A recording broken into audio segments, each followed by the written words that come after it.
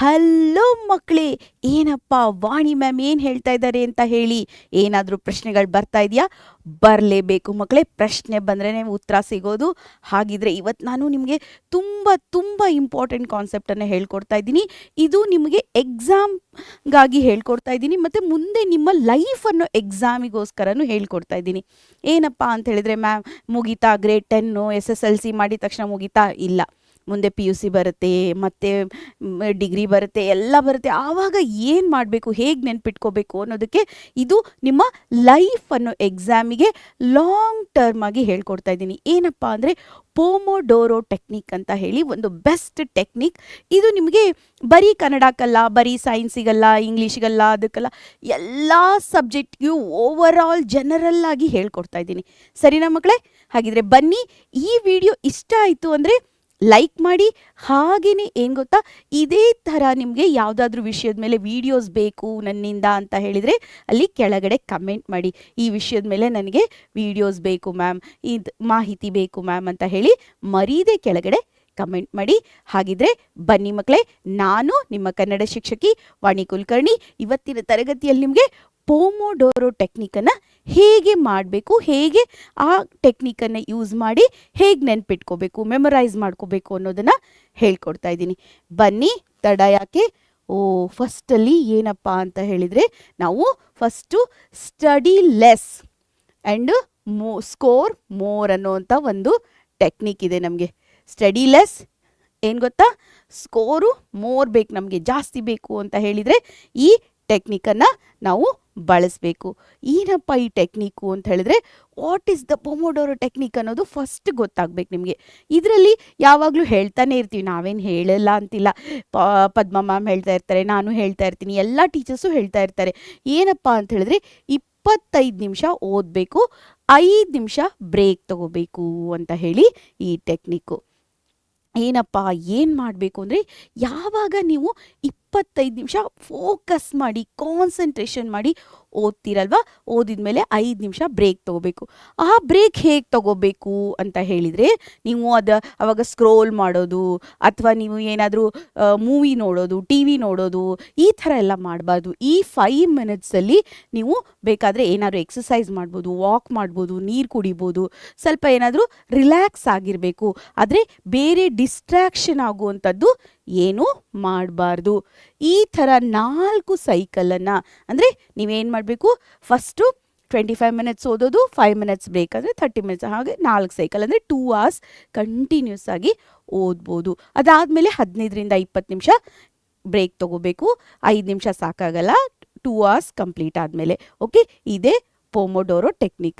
ಏನಪ್ಪ ಈ ಪೊಮೊಡೋರೋ ಟೆಕ್ನಿಕಲ್ಲಿ ಅಂತ ಹೇಳಿದರೆ, ಲಾಸ್ಟಲ್ಲಿ ನೀವು 4 ಸುತ್ತು ಅಂದರೆ 4 ರೌಂಡ್ಸ್ ಅಂತ ಹೇಳ್ತೀವಲ್ಲ, 4 ರೌಂಡ್ಸ್ ಮಾಡಿದ ಮೇಲೆ ಒಂದು 15 to 30 ಮಿನಿಟ್ಸ್ ದೀರ್ಘವಾಗಿ ವಿಶ್ರಾಂತಿ ತಗೋಬೇಕು. ಆವಾಗ ಬೇಕಾದರೆ ಮಲ್ಕೊಳ್ಳಿ, ಊಟ ಮಾಡಿ ಅಥವಾ ಬೇರೆ ಏನಾದರೂ ಮಾಡಿ.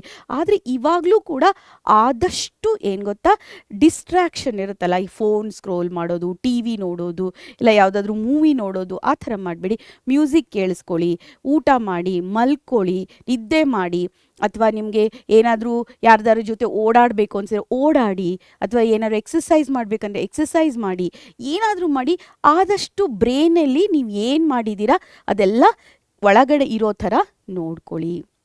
ಮತ್ತು ಇದು ಹೇಗೆ ವರ್ಕ್ ಆಗುತ್ತೆ ಅಂತ ಹೇಳಿದರೆ, ನಿಮ್ಮ ಫೋಕಸ್ಸನ್ನು ಏನು ಮಾಡುತ್ತೆ, ತುಂಬ ಬೂಸ್ಟ್ ಮಾಡುತ್ತೆ, ಜಾಸ್ತಿ ಫೋಕಸ್ ಆಗೋ ಥರ ಮಾಡುತ್ತೆ. ಮತ್ತು ನಿಮ್ಮ ಪ್ರೋಕ್ಯಾಸ್ಟಿನೇಷನ್ ಅಂದರೆ ಇವತ್ತು ಮಾಡಲ್ಲ, ನಾಳೆ ಮಾಡ್ತೀನಿ, ನಾಳೆ ಮಾಡಲ್ಲ, ಇವತ್ತು ಮಾಡ್ತೀನಿ ಅಂತ ಹೇಳಿ ನೀವು ಮಾಡ್ತಿರ್ತೀರಲ್ಲ, ಇವತ್ತು ಬೇಡ ಬಿಡು, ನಾಳೆ ಮಾಡ್ತೀನಿ ಅಂತ ಹೇಳ್ತಿರ್ತೀರಲ್ಲ, ಆ ಪ್ರೋಕ್ಯಾಸ್ಟಿನೇಷನನ್ನು ತಪ್ಪಿಸುತ್ತೆ. ಮತ್ತು ನಿಮ್ಮ ಲಾರ್ಜ್ ಸಿಲೆಬಸ್ ಇದೆ ಅಲ್ವಾ, ದೊಡ್ಡ ಸಿಲೆಬಸ್ಸನ್ನು ಮ್ಯಾನೇಜ್ ಮಾಡೋದಕ್ಕೆ, ಇಫೆಕ್ಟಿವ್ ಆಗಿ ಮ್ಯಾನೇಜ್ ಮಾಡೋದಕ್ಕೆ ಹೆಲ್ಪ್ ಮಾಡುತ್ತೆ. ಈಗ ಹೇಗಪ್ಪ ಹೆಲ್ಪ್ ಮಾಡುತ್ತೆ ಅಂತ ಹೇಳಿದ್ರೆ, ನಿಮಗೆ ಕಾನ್ಸಂಟ್ರೇಷನನ್ನು ಹೆಚ್ಚಿಸೋದ್ರಿಂದ ನೀವು 25 ಮಿನಿಟ್ಸಲ್ಲಿ ಒಂದು ಫುಲ್ ಚಾಪ್ಟರಿನ ಎಲ್ಲ ಕ್ವಶನ್ ಆನ್ಸರನ್ನು ರಿವೈಸ್ ಮಾಡ್ಕೋಬೋದು, ಅಥವಾ ಸೈನ್ಸದ ಫಾರ್ಮುಲಾಸನ್ನು ರಿವೈಸ್ ಮಾಡ್ಕೋಬೋದು. ಎಲ್ಲನೂ ಮಾಡೋದಕ್ಕೆ ಸಾಧ್ಯತೆ ಇದೆ. ಇದರಿಂದ ನಿಮ್ಮ ಒತ್ತಡ ಏನಾಗುತ್ತೆ ಅಂತ ಹೇಳಿದ್ರೆ, ನಿಮಗೆ ಗಮನ ಅದೆಲ್ಲ ಹೆಚ್ಚು ಮಾಡುತ್ತೆ. ಈ ಒತ್ತಡ ಇದೆಯಲ್ಲ, ಇದನ್ನ ಇಲ್ಲ ಮಾಡುತ್ತೆ, ಇದನ್ನ ನೋ ಮಾಡುತ್ತೆ. ಅವಾಗ ತಡವಿಲ್ಲದೆ ಅಧ್ಯಯನ ಮಾಡಲಿಕ್ಕೆ ಇದು ತುಂಬ ಹೆಲ್ಪ್ ಮಾಡುತ್ತೆ. ಒತ್ತಡ ರಹಿತ ಅಂತ ಹೇಳಿ ಮಾಡ್ಕೊಳ್ಳಿ. ಓಕೆ, ಇಲ್ಲಿ ಒತ್ತಡ ರಹಿತವನ್ನ ಮಾಡುತ್ತೆ ಅಂದರೆ ಯು ಡೋಂಟ್ ಹ್ಯಾವ್ ಪ್ರೆಷರ್ ಅಂದರೆ ಏನು? ಕೆಟ್ಟ ಪ್ರೆಷರು ಒಳ್ಳೆ ಪ್ರೆಷರು ಅಂತಿರುತ್ತಾ ಮ್ಯಾಮ್ ಅಂತ ಹೇಳ್ಬೋದು. ಇಲ್ಲ, ಪ್ರೆಷರ್ ಆಲ್ವೇಸ್ ನೀಡ್. ಪ್ರೆಷರ್ ಬೇಡವಾ ಹಾಗಿದ್ರೆ ಮ್ಯಾಮ್ ಅಂತ ಹೇಳಿದ್ರೆ ಇಲ್ಲ, ಗುಡ್ ಪ್ರೆಷರ್ ಬೇಕೇ ಬೇಕು. ಪ್ರೆಷರ್ ಬೇಕು, ಮೋಟಿವೇಶನ್ ಬೇಕು. ಪ್ರೆಷರ್ ಇದ್ರೇ ನಾವು ಏನೋ ಮಾಡಬೇಕು ಅಂದಾಗ ಮಾಡ್ತೀವಿ, ಇಲ್ಲ ಅಂದರೆ ಮಾಡೋದಕ್ಕೆ ಆಗಲ್ಲ. ಒಂದ್ಸತಿ ಎಲಾನ್ ಮಸ್ಕ್ ಅವ್ರು ಹೇಳಿದ್ರಂತೆ, ನಾವು ಯಾವುದೇ ಒಂದು ಕೆಲಸನ ಎಷ್ಟು ಟೈಮ್ ಕೊಟ್ಟಿರ್ತೀವಿ, ಈಗ ನಾವು 5 ಡೇಸಲ್ಲಿ ಮಾಡ್ತೀವಿ ಅಂದರೆ 5 ಡೇಸಲ್ಲೇ ಮಾಡ್ತೀವಿ, ಇಲ್ಲ 1 ಡೇಯಲ್ಲೇ ಮಾಡಿ ಮುಗಿಸ್ತೀನಿ ಅಂದರೆ 1 ಡೇಯಲ್ಲೇ ಮಾಡಿ ಮುಗಿಸ್ತೀವಿ. ಅದು ನಮ್ಮ ಮನಸ್ಸಿನ ಕೆಪಾಸಿಟಿ ಆಗಿರುತ್ತೆ. ಹಾಗಾಗಿ ನೀವೇನು ಮಾಡಬೇಕು, ಈ ಒಂದು ಪ್ರೆಷರನ್ನು ಕೂಡ ಕೊಡಬೇಕಾಗುತ್ತೆ ಅವಾಗ. ಓಕೆ, ಆಮೇಲೆ ನೆಕ್ಸ್ಟ್ ಏನು ಗೊತ್ತಾ, ನಿಮ್ಮದು ಬಿಗ್ ಸಿಲೆಬಸ್ ಇರುತ್ತೆ. ಸಿಲೆಬಸ್ ಯಾವಾಗಲೂ ಬಿಗ್ ಈಗಿನ 10th ಏನೂ ಅಲ್ಲ, ನಥಿಂಗ್ ಇದು 10th. ಮುಂದೆ ನೀವು PUಗೆ ಹೋದಂಗೆ ನೀವು ನೀಟು JE ಅವೆಲ್ಲ ತೊಗೊಂಡ್ರೆ, ACT ಎಲ್ಲ ತೊಗೊಂಡ್ರೆ ಸಿಕ್ಕಾಪಟ್ಟೆ ಸಿಲೆಬಸ್ ಇರುತ್ತೆ. ಮತ್ತು 2-3 ಬುಕ್ಸ್ ಇರುತ್ತೆ. ಇಲ್ಲಿ ಲಕ್ಕೀಲಿ ನಿಮ್ಗೆ ಒಂದೇ ಒಂದು ಪಠ್ಯಪುಸ್ತಕ, ಅದೇ ನಮ್ಮ ಕರ್ನಾಟಕದ್ದು ಟೆಕ್ಸ್ಟ್ ಬುಕ್ಕು. ನಮ್ಮ ಟೆಕ್ಸ್ಟ್ ಬುಕ್ಕನ್ನು ಯೂಸ್ ಮಾಡಿದರೆ ಸಾಕು, ನೀವು ಆರಾಮಾಗಿ ಮಾರ್ಕ್ಸ್ ತೆಗಿಬೋದು, LBA ಕ್ವಶನ್ನು ಟೆಕ್ಸ್ಟ್ ಬುಕ್ಕನ್ನು. ಆದರೆ ಅದರಲ್ಲಿ ಹಾಗಾಗಲ್ಲ. ನೀವೇನು ಮಾಡ್ತೀರಾ ಅಂತ ಹೇಳಿದ್ರೆ ಮೆನಿ ಬುಕ್ಸನ್ನು ಮಾಡಬೇಕಾಗಿರುತ್ತೆ. ಆವಾಗ ಈ ಪೊಮೊಡೋರೋ ಟೆಕ್ನಿಕ್ಕು ನಿಮಗೆ ಹೆಲ್ಪ್ ಆಗುತ್ತೆ. ಹಾಗಿದ್ರೆ ಸ್ಟೆಪ್ ಬೈ ಸ್ಟೆಪ್ ಹೇಗೆ ಮಾಡಬೇಕು ಈ ಪೊಮೊಡೋರೋ ಟೆಕ್ನಿಕನ್ನು ಅಂತ ಹೇಳಿ ತಿಳ್ಕೊಳ್ಳಿ. First choose a topic choose ಮಾಡಬೇಕು. ಟೈಮರ್ ಸೆಟ್ ಮಾಡಬೇಕು. 25 ಮಿನಿಟ್ಸು, 5 ಮಿನಿಟ್ಸ್ ಬ್ರೇಕ್ ಮಾಡಬೇಕು. 4 ಟೈಮ್ ರಿಪೀಟ್ ಮಾಡಬೇಕು. ಅಂದರೆ ಒಂದನ್ನೇ ರಿಪೀಟ್ ಮಾಡಬೇಕು ಅಂತಿಲ್ಲ, ಬೇರೆ ಬೇರೆ 4 ಟಾಪಿಕ್ಸನ್ನು ತೊಗೊಳ್ಳಿ. ಆಮೇಲೆ 4 ಟೈಮ್ಸ್ ಅಂದರೆ 2 hours ಕಂಪ್ಲೀಟ್ ಆದಮೇಲೆ 25 to 30 15 to 30 ಮಿನಿಟ್ಸ್, 15ಇಂದ 30 ಮಿನಿಟ್ಸ್ವರೆಗೆ ನೀವು ಆರಾಮಾಗಿ ಬ್ರೇಕ್ ತೊಗೊಳ್ಳಿ. ಮತ್ತು ನೋಟ್ಸನ್ನು ರಿವ್ಯೂ ಮಾಡಿ. ನೀವು ಏನು ಮಾಡಿರ್ತೀರಾ ಅದನ್ನು ಶಾರ್ಟ್ ನೋಟ್ಸ್ ಮಾಡ್ಕೊಂಡಿದ್ರಾಗಲಿ ಅಥವಾ ನೀವು ಯಾವುದಾದ್ರೂ ಬರೆದಿದ್ರೆ ಅದೆಲ್ಲ ರಿವ್ಯೂ ಮಾಡಿ. ಹೇಗಪ್ಪ ರಿವ್ಯೂ ಮಾಡಬೇಕು ಅಂದರೆ, ಈಗ ಉದಾಹರಣೆ ಬಂದು ಯಾವುದೋ ಒಂದು ನೀವು ಕೆಮಿಕಲ್ ಫಾರ್ಮುಲಾ ತೊಗೊಂಡಿದ್ದೀರಾ, ಯಾವುದೋ ಬಯಾಲಜಿದು ಯಾವುದೋ ಒಂದು ಫಂಕ್ಷನ್ಸ್ ತೊಗೊಂಡಿದ್ದೀರಾ ಅಂದ್ಕೊಳ್ಳಿ. ಫಸ್ಟ್ ಹಾರ್ಟ್ ಫಂಕ್ಷನ್ ಮಾಡಿದ್ದೀರಾ, ಸೆಕೆಂಡ್ ಏನು ಮಾಡಿದ್ರಿ ಅಂದರೆ ಇನ್ನೊಂದು 25 ಮಿನಿಟ್ಸ್ ಲಂಗ್ಸ್ ಫಂಕ್ಷನ್ ಮಾಡಿದ್ದೀರಾ, ಇನ್ನೊಂದರಲ್ಲಿ ಇನ್ನೊಂದು ಫಂಕ್ಷನ್ ಮಾಡಿರ್ತೀರ.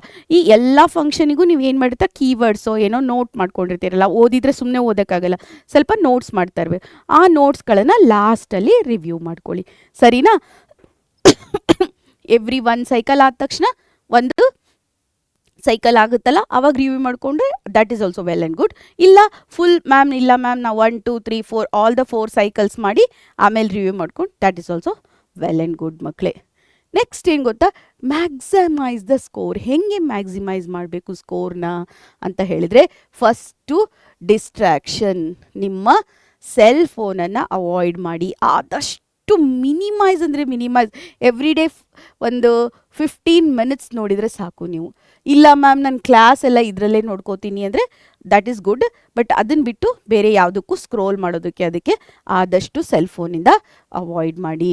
ಮತ್ತು ಆ್ಯಕ್ಟಿವ್ ರೀಕಾಲ್ ಮಾಡಿ, ಸೆಲ್ಫ್ ಕ್ವಿಝಸ್ ಮಾಡ್ಕೊಳ್ಳಿ, ಸೆಲ್ಫ್ ಸ್ಟಡಿ ಮಾಡ್ಕೊಳ್ಳಿ. ಹೇಗೆ ಗೊತ್ತಾ, ನೀವೇ ಒಂದು ಫುಲ್ ಪ್ಯಾರಾಗ್ರಾಫಲ್ಲಿ 1 ಅಥವಾ 2 ಕ್ವಶನ್ ಹಾಕೊಳ್ಳೋದು, ಆ ಕ್ವಶನ್ ನೀವು ಸರಿಯಾಗಿ ನಾನು ಓದಿರೋದು ಸರಿಯಾಗಿದೆಯಾ, ಅಥವಾ ಒಂದು ಲಾಂಗ್ ಕ್ವಶನ್ ಹಾಕ್ಕೊಂಡು ಅದಕ್ಕೆ ಕೀವರ್ಡ್ಸ್ ಎಲ್ಲ ಬರೆದು ಈ ಕೀವರ್ಡ್ಸ್ ಎಲ್ಲ ಈ ಲಾಂಗ್ ಆನ್ಸರಲ್ಲಿ ಇದೆಯಾ, ಈ ಥರ ನೀವು ಮಾಡ್ಕೋಬೋದು. ಆಮೇಲೆ ಟ್ರ್ಯಾಕ್ ದ ಪ್ರೋಗ್ರೆಸ್ ಅಂದರೆ ನೀವು ಏನು ಮಾಡ್ಕೊಳ್ಳಿ, ಒಂದು ಪ್ರೋಗ್ರೆಸ್ ಮಾಡ್ಕೊಳ್ಳಿ. ಅಂದರೆ ಇವತ್ತು ಇದಿಷ್ಟು ಮಾಡಿದ್ದೀನಿ, ಇದು ಸರಿಯಾಗಿದೆಯಾ, ಅಥವಾ ಅದಕ್ಕೊಂದು ಚಿಕ್ಕದಾದ ಯಾವುದಾದ್ರೂ ಮಾಕ್ ಟೆಸ್ಟ್ ತೊಗೊಳ್ಳಿ, ಅದನ್ನು ಬರೆದು ಪ್ರಾಕ್ಟೀಸ್ ಮಾಡಿ.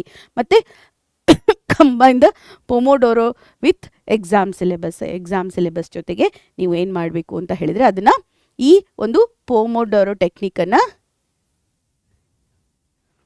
ಓಕೆ ನಿಮ್ಮ ಒಂದು ಎಕ್ಸಾಮ್ ಜೊತೆ ಮಾಡ್ಕೊಳ್ಳಿ. ಇಲ್ಲಿ ಪರೀಕ್ಷಾ ಪಠ್ಯಕ್ರಮ ಅಂತ ಹೇಳಿದ್ರೆ ನಿಮ್ಮ ಸಿಲೆಬಸ್ ಇದೆಯಲ್ಲ, ನಿಮ್ಮ ಎಕ್ಸಾಮಿಗಾಗಿರೋ ಸಿಲೆಬಸ್ಸನ್ನು ಇದು ಮಾಡ್ಕೊಳ್ಳಿ. ಇದು ಪೊಮೊಡೋರೋ ಮಾಡ್ಕೊಳ್ಳಿ ಮಕ್ಕಳೇ, ಪೊಮೊಡೋರೋ ಇದು ಓಕೆ ಹಿಂಗೆ ಬಂದಿದೆ. ಓಕೆ, ಪೊಮೊಡೋರೋ ಟೆಕ್ನಿಕನ್ನು ಮಾಡ್ಕೊಳ್ಳಿ. ಮತ್ತು ಇದು ನಿಮಗೆ ನೆನಪಿನ ತಂತ್ರ ಮತ್ತು ಸ್ವಯಂ ಪರೀಕ್ಷೆಯನ್ನು ಬಳಸಿ ಅಂತ ಹೇಳಿದ್ರೆ, ನೆನಪಿನ ತಂತ್ರ ಅಂದರೆ ಮೆಮರಿ ಟೆಕ್ನಿಕ್ ಅಂತ ಹೇಳೋದಕ್ಕೆ, ಮತ್ತು ಸ್ವಯಂ ಪರೀಕ್ಷೆ ಅಂತ ಹೇಳಿದರೆ ಮಾಕ್ ಟೆಸ್ಟ್. ನೀವೇ ಸೆಲ್ಫ್ ಟೆಸ್ಟು ಕ್ವಿಝ್ ಎಲ್ಲ ಮಾಡ್ಕೊಳ್ಳಿ, ಟೆಸ್ಟ್ಗಳನ್ನು ಕ್ವಿಝ್ಗಳನ್ನು ಮಾಡ್ಕೊಳ್ಳಿ, ಸರಿನಾ? ಓಕೆ ಮಕ್ಕಳೇ, ಇದನ್ನು ಸ್ಟೆಪ್ ಬೈ ಸ್ಟೆಪ್ ಹೇಗೆ ಬಳಸಬೇಕು, ಪೊಮೊಡೋರೋ ಟೆಕ್ನಿಕ್ ಅಂದ್ರೇನು, ಯಾವ ಥರ ಅಪ್ಲೈ ಮಾಡಬೇಕು, ಈ ಎಲ್ಲ ವಿಷಯಗಳನ್ನು ಇಲ್ಲಿ ಹೇಳಿದ್ದೀನಿ. ಹಾಗಿದ್ರೆ ಮಕ್ಕಳೇ ಇದನ್ನು ಸರಿಯಾಗಿ ಬಳಸಿ ನಿಮ್ಮ ಗ್ರೇಡ್ 10 ಎಕ್ಸಾಮನ್ನು full easy peasy lemon squeezy ಮಾಡ್ಕೊಳ್ಳಿ ಮಕ್ಕಳೇ. ಹೌದಾ? ಓಕೆ ಅಲ್ಲ? ಓಕೆ ಮಕ್ಕಳೇ, ಹಾಗಿದ್ರೆ ಈ ಮಾಹಿತಿ ಇಷ್ಟ ಆಯ್ತಾ ಮಕ್ಕಳೇ? ಇಷ್ಟ ಆದರೆ ಮರೀದೆ ನಮ್ಮ ಪರೀಕ್ಷೆ ಚಾನಲನ್ನು ಸಬ್ಸ್ಕ್ರೈಬ್ ಮಾಡಿ, ಹಾಗೆಯೇ ನನ್ನ ಜೊತೆ ಸ್ಟೇ ಟ್ಯೂನ್ ಆಗಿರಿ ಮಕ್ಕಳೇ.